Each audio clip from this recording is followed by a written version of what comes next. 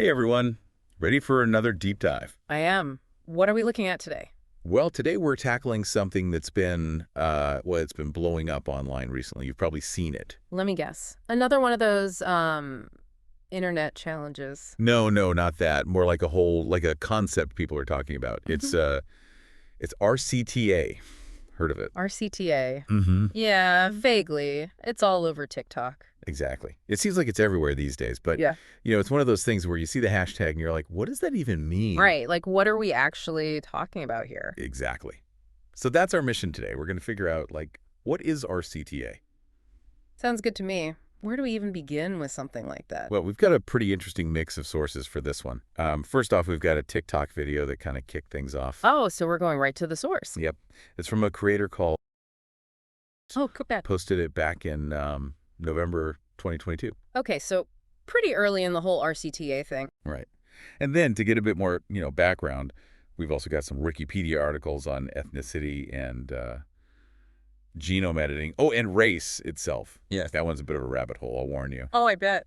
Trying to define race always gets complicated. You're telling me. And to round things out, we even found this Reddit thread debating Michael Jackson's racial identity. Wait, really? What does Michael Jackson have to do with RCTA? It'll make sense, I promise. Yeah. It actually brings up some really interesting points about, like, societal pressures and how people perceive race and appearance. Okay, I'm intrigued. All right, so let's start with that TikTok video. What struck you about how was using the term RCTA? Well, first thing that jumped out was all the hashtags, like a ton of them. Hashtag race, hashtag skin color, hashtag hair, hashtag culture, even hashtag discrimination. Yeah, they weren't holding back. Nope. It's pretty clear they're trying to get at this like really complex relationship between how you look and how society treats you. It's like they're saying your appearance dictates your experience. Yeah, something like that. And, that pressure to conform to certain beauty standards, especially for Black individuals, that's not new. And that's where Michael Jackson comes in, right? Exactly. Remember that Reddit thread? People were like really wrestling with the implications of his changing appearance even back then. Like, did he want to be white? Yeah. Was he rejecting his blackness? Yeah, all those big questions. Interesting though, right? This was all happening, what, like early 2020s? Before RCTA was even a thing. It's like he was ahead of the curve in a way. Right. Like Michael Jackson was having this conversation about race and identity decades before the term RCTA even existed. Okay, so we've got this backdrop of societal pressures, historical figures like Michael Jackson grappling with race and appearance. But before we get too deep into RCTA itself, I think we need to take a step back. Like, what even is race? Oh, yeah, that's a tough one. I mean, we could spend the whole deep dive on that alone. Right. And the Wikipedia entry, the one for race, it basically says it's often treated like a purely biological thing. Like you can categorize humans into distinct races based on, like, physical traits. Sort of like sorting rocks by color. Yeah, kind of. But it's obviously way more complicated than that. Oh, definitely. A lot of people argue that race is more of a social construct, right? Like, it's something that societies create and impose on people. So it's not really about biology, but about how we perceive and categorize each other. Right. And that can have real-world consequences, how people are treated, what opportunities they have access to, all that. And, even in the scientific community, there's a lot of debate about whether race is even a valid biological category. Yeah, that Wikipedia article mentioned a study from 2004, I think, showed that scientists from different countries and different fields, they all have different views on how to even think about race. So even the experts don't fully agree. Makes you realize it's not as simple as saying, okay, this person has this skin color, so they belong to this race. Nope, not at all. And then, to make things even more confusing, we've got the whole concept of ethnicity. Which, I mean, it's often kind of lumped together with race. It is, but it's its own thing too. Like, the Wikipedia definition focuses more on shared cultural factors, right? Mhm. Language, religion, traditions, even shared history or origin stories. And that can change, right? Like you can adopt the cultural practices of another group or even identify with multiple ethnicities. Exactly. It's way more fluid than how some people view race. Makes you think about that example from the ethnicity entry, the one about Brazil. Oh, yeah, where they have, like, a ton of different racial categories, and it's all much more fluid and complex than, say, in the U.S. Yeah, like you could have siblings who identify with different racial groups just based on slight differences in appearance. or even their social standing. It really shows you how both race and ethnicity are influenced by social factors. It's not always so black and white. No pun intended. Ah, well played. Okay, so we've established that race and ethnicity are, well, they're complicated. To say the least. But let's circle back to RCTA. If it's not about changing your race in, like, a purely biological sense, then what does it actually mean? That's the million-dollar question, isn't it? It is, and I think to answer it, we need to go back to that TikTok video. Remember all those hashtags? They were talking about discrimination, societal pressure. Right, like the idea that how you look affects how you're treated. So maybe RCTA is about wanting to change that. Like wanting to be seen and treated differently based on a chosen racial identity, even if it doesn't match your ancestry. It's definitely a possibility. I mean, think about it. RCTA is a pretty new term. Its meaning is still evolving. Right. And that's what makes it so fascinating. It really makes you confront some uncomfortable truths about how race and identity work in our society. It's like RCTA is this giant spotlight on all these issues we've been dancing around for, well, forever, really. Yeah, it's definitely forcing us to look in the mirror, so to speak. And, it's not just about individuals wanting to change, right? Yeah. It's about how society reacts to that desire. Exactly. Like, think about the Michael Jackson example again. Even back then, you had some people embracing his transformation, seeing it as self-expression, pushing boundaries. And then others were condemning him for it. Right. Saying he was betraying his race, trying to be something he wasn't. Which, I mean, that was decades ago, and now here we are talking about RCTA. It's like we're still grappling with those same fundamental questions. This whole tension between how society sees race and how individuals want to define themselves. Yeah, and technology is just adding a whole other layer to it all now. Speaking of technology, we got to talk about gene editing. That Wikipedia article, the one on genome editing, it's kind of mind-blowing. Right, like the potential to actually change your physical appearance through gene editing, it's becoming more and more real. Which makes you wonder, like, could someone actually change their race in the future?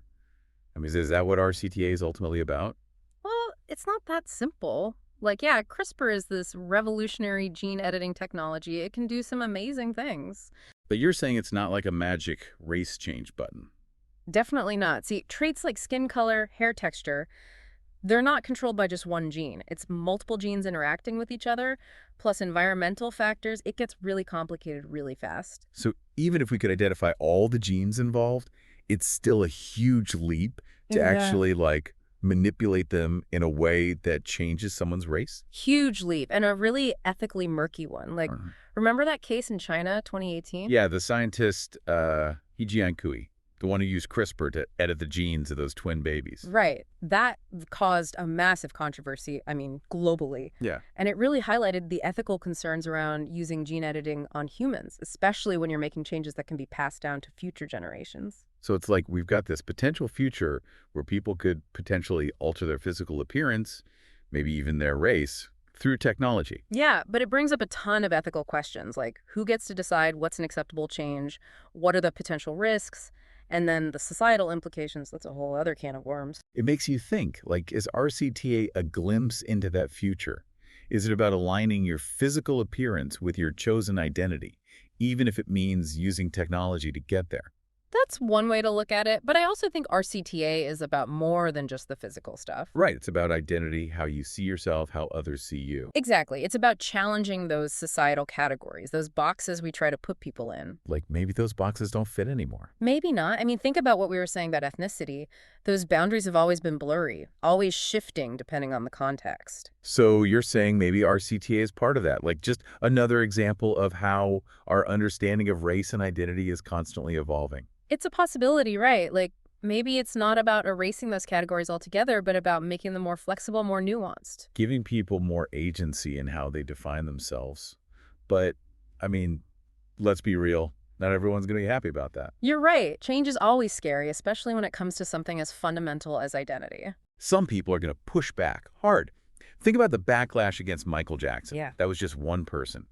Imagine the reaction if this RCTA thing really takes off. Oh, it'll be a firestorm, no doubt about it. But hey, maybe that's a good thing. Maybe we need that kind of shakeup to force us to confront these issues head on. To have those tough conversations about race, identity, and what it means to belong. Because ignoring them won't make them go away. It's a lot to process, that's for sure. RCTA, it's like this lens that we're looking through. It makes you see race and identity in this whole new light. Yeah, and what's really striking to me is that this conversation, it's not just happening in academic circles or on niche internet forums. It's mainstream now. It's on TikTok. Exactly. Yeah. That says something about, well, about where we are as a society. People are engaging with these questions of race and identity in a way that we haven't really seen before. And I think part of that is because, well, we're starting to realize that race isn't this fixed thing, right? Yeah. Like we talk about how it's at least partly a social construct. Right. And if you think about it, historically, racial categories have always been kind of in flux, you know? Like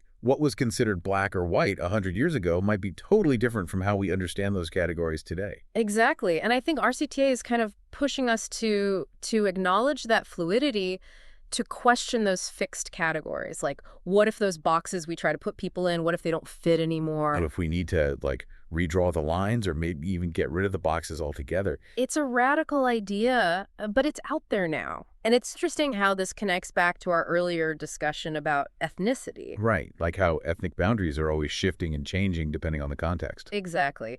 And maybe RCTA is just another manifestation of that fluidity, but on a much bigger scale. It's like this whole concept of identity is becoming more, well, more personalized. Like it's less about where you come from or what you look like and more about how you choose to define yourself. It's about agency, right? Having the power to decide who you are, how you want to be seen. But I mean, let's be real. Not everyone's going to be on board with that.